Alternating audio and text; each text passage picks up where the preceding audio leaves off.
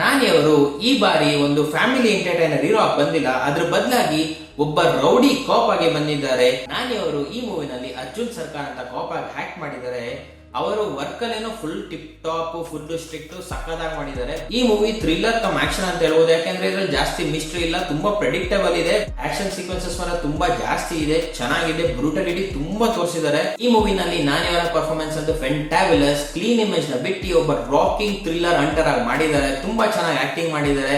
ಮತ್ತು ನಮ್ಮ ಹೀರೋಯಿನ್ ಆಗಿ ಮಾಡಿರೋ ಶ್ರೀನಿಧಿ ಶೆಟ್ಟಿ ಅವರು ತುಂಬಾ ಚೆನ್ನಾಗಿ ಮಾಡಿದ್ದಾರೆ. ಹೆಣ್ಮಕ್ಳೇ ಸ್ಟ್ರಾಂಗ್ ಗುರು ಅಂತ ಹೇಳ್ತಾರ, ಅದನ್ನ ಚೆನ್ನಾಗಿ ತೋರಿಸ್ತಾರೆ ಮೂವಿಲಿ. 2-3 ಫೈಟ್ ಸೀಕ್ವೆನ್ಸ್ ಸಕ್ಕದಾಗಿದೆ ಹುಡುಗಿಯರ್ದು, ನೋಡ್ಲೇಬೇಕು, ಮಿಸ್ಸೇ ಮಾಡ್ಬಿಡಿ. ಖಂಡಿತವಾಗ್ಲೂ ನೆಗೆಟಿವ್ಸ್ ಇದೆ. First of all 2 hours 37 minutes loss ಅಂತ ಹೇಳ್ಬೋದು. ತುಂಬಾ ಕಡೆ ಎಡಿಟಿಂಗ್ ನ ಶಾರ್ಪ್ ಮಾಡಿ ಅದೇ 2 hour 10 ನಿಮಿಷ ಮೂವಿ ಮಾಡಿದ್ರೆ ಫ್ಯಾಂಟಾಸ್ಟಿಕ್ ಆಗಿರೋದು. ಕಾರಣ ಇಷ್ಟೇ, ಸೆಕೆಂಡ್ ಹಾಫ್ ಅಲ್ಲಿ ಅಂತೂ ನಿಮಗೆ ಸ್ಟ್ರೆಚ್ ಅನ್ಸುತ್ತೆ. ಫೈನಲ್ ವರ್ಡಿಕ್ಟ್ ಹೇಳ್ಬೇಕಂದ್ರೆ ಇಟ್ 3 ಮೂವಿ ತುಂಬಾ ಚೆನ್ನಾಗಿ ನೋಡ್ ಬರ್ಬೋದಿತ್ತು. ಒಂದು ಒಳ್ಳೆ ಪ್ರಯತ್ನ, ತುಂಬಾ ಪೊಟೆನ್ಶಿಯಲ್ ಇತ್ತು. ಬಟ್ ಸ್ಕ್ರೀನ್ ಪ್ಲೇ ಸ್ವಲ್ಪ ವೀಕ್ ಇತ್ತು, ಅದರಿಂದ ಸ್ವಲ್ಪ ಎಲ್ಲೋ ಕೆಳ ಹೋಗ್ತಾ ಇದೆ ಅನ್ಸುತ್ತೆ.